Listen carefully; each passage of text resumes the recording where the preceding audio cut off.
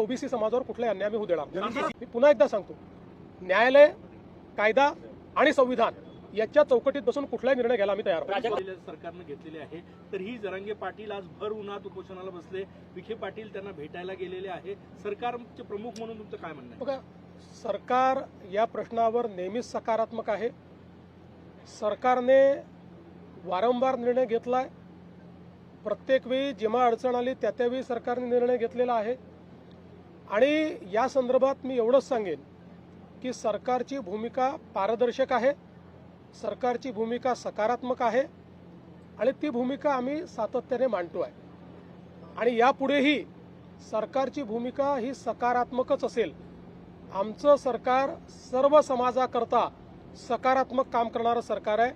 आम्ही समाजांना एकमेकापुढे आणून भांडण करत नाही, सगळ्यांचं भलं कसं होईल हा प्रयत्न करतो आणि विशेषतः मराठा समाजाच्या संदर्भात मी पुन्हा एकदा सांगतो, जेवढे निर्णय मी घेतले आणि शिंदे साहेबांनी घेतले एवढे इतिहासात कधी झाले नाहीत आणि पुढेही आम्ही मराठा समाजाच्या हिताचे निर्णय घेतच राहू।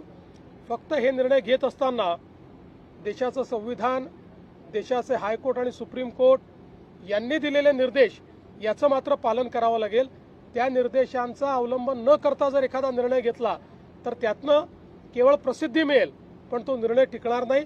त्यामुळे संविधान आणि न्यायालयाचे निर्णय यांच्या कसोटीवर जे निर्णय आम्हाला घेता येतील त्याच्या कसोटीवर खरे ठरणारे जे निर्णय असतील ते सगळे निर्णय आम्ही घेऊ। जरांगेचं आंदोलन सुरू झालं की ओबीसी समाजामध्ये एक भीतीचं वातावरण असतं, तुम्ही त्यांना काय आश्वासन? मी असं स्पष्टपणे सांगतो, एका समाजाचं काढून दुसऱ्या समाजाला द्यायचं अशा प्रकारचं या सरकारने कधीही केलं नाही, आम्ही करणार नाही।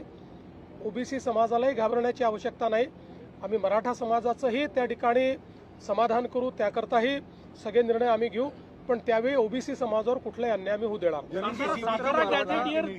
जीआर काढण्याची मागणी त्यांनी केलेली आहे। नाही, त्या संदर्भात आता चर्चा चाललेली आहे, एवढ्या डिटेलमध्ये मी बोलणार नाही। मी पुन्हा एकदा सांगतो, न्यायालय, कायदा आणि संविधान याच्या चौकटीत बसून कुठलाही निर्णय घ्यायला आम्ही तयार आहोत। प्राजक्त मराठा मंत्रालयाची